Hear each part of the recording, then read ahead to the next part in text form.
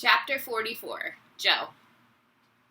Apparently all that stuff about giant blood-sucking leeches climbing up your nose got to Emily, and she barfed up her breakfast. Kids are running around screaming. Dylan is laughing, Emily is bawling, and Mrs. Beam is calling the office to tell them to send the custodian down to room 506, quick, with a mop. I feel bad for Ravi. He was having such a good time up there telling his story, and now all anybody can think about is Emily's barf. Miss Frost was right.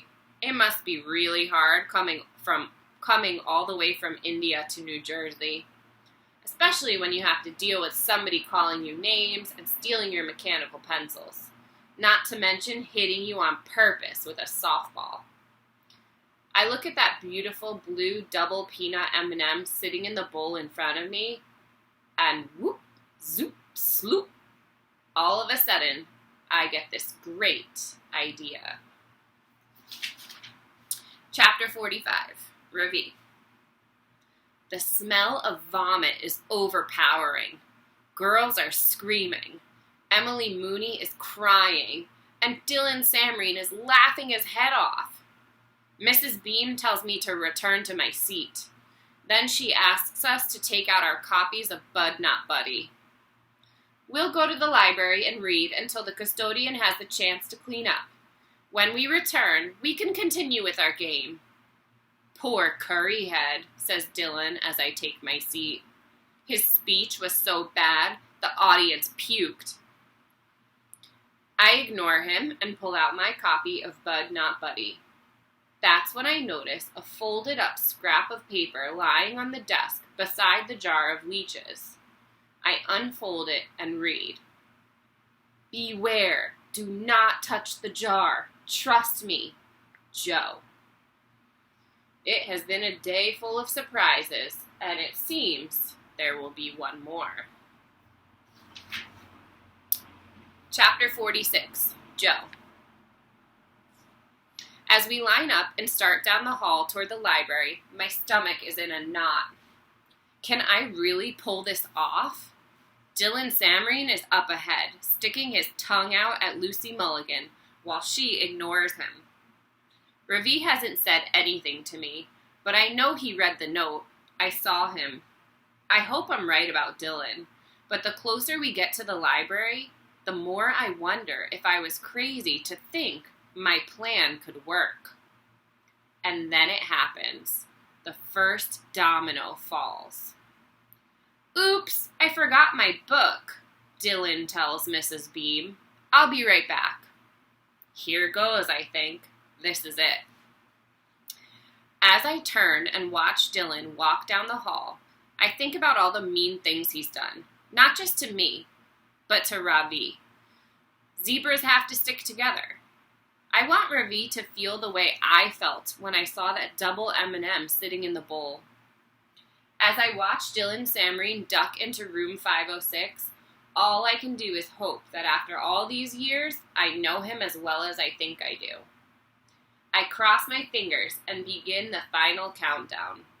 10, 9, 8, 7, 6, 5, 4, 3, 2, 1. No!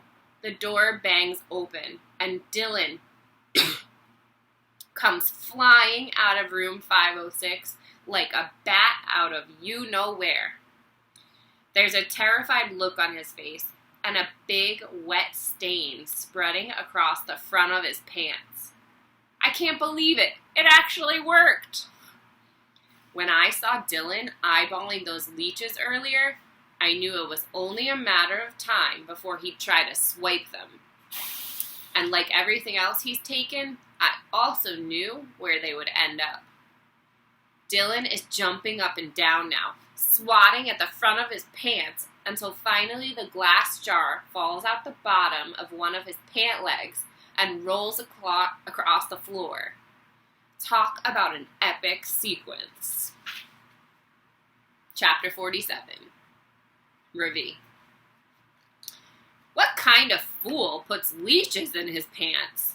Loosening the lid had been a capital idea, nothing less than pure genius. Dylan is running around like a headless chicken. Then the bully of Albert Einstein Elementary School drops his pants and runs screaming down the hall in his starry underwear. Brilliant! I say a secret prayer of thanks to my grandfather and to the poor innocent leeches who sacrificed their lives for this important occasion. Later, after Dylan Samreen has called his mother to come pick him up, and the cleaner has finished wiping up Emily Mooney's vomit, we return to the classroom. Would you like to finish telling us your story, Ravi? Mrs. Beam asks.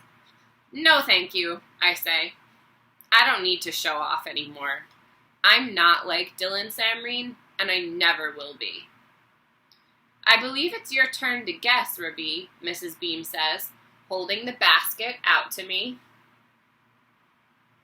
I close my eyes, make a wish, and pull out a card. There is more to me than meets the eye, I read. Ah, says Mrs. Beam. Now that's a tough one, especially for you, Ravi, because you're new here. Would you like to choose another card instead? Something that might be a bit easier to guess? I shake my head. This is the card I had wanted to get. The one I had wished for. I carry it over and set it down beside the glass dish with the blue candy in it. It's Joe, I say. Joe nods, then lifts his head and looks up at me. I smile, and he smiles back. His eyes are brown, the color of the cinnamon sticks Amma brought with her from Bangalore. How in the world did you ever guess? Asks Mrs. Beam, impressed. It was easy, I tell her. These candies have 4 layers. Most people assume there are only 3, but assumptions are often wrong. There is more to them than meets the eye. Did you learn that in India? Asks Mrs. Beam. No, I tell her. I learned it here, from Joe. We'll finish tomorrow.